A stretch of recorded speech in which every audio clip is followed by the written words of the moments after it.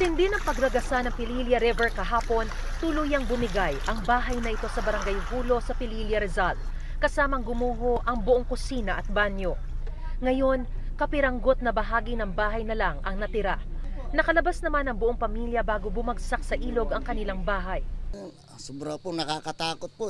Maigi na lang po araw po, hindi po gabi nangyari. Baka po kami dito, ubos ang pamilya namin po. Pasalamat po kami sa Panginoon, gawa po ng buo pa po ang pamilya namin.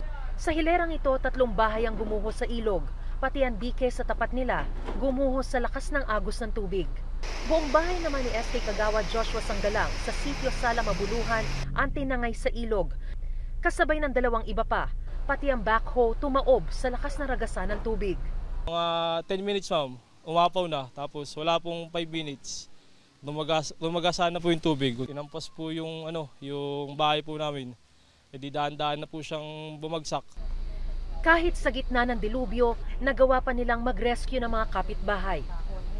Bayanihan din na magkakapitbahay ang nagsalba sa maraming naipit sa lampas na taong baha sa Mabini Street ng Barangay Hulo. Kahapon, marami ang nasa bubungan na lang, kaya nanawagan ng rescue sa social media. 4 ang mga barangay na lumubog sa baha kahapon.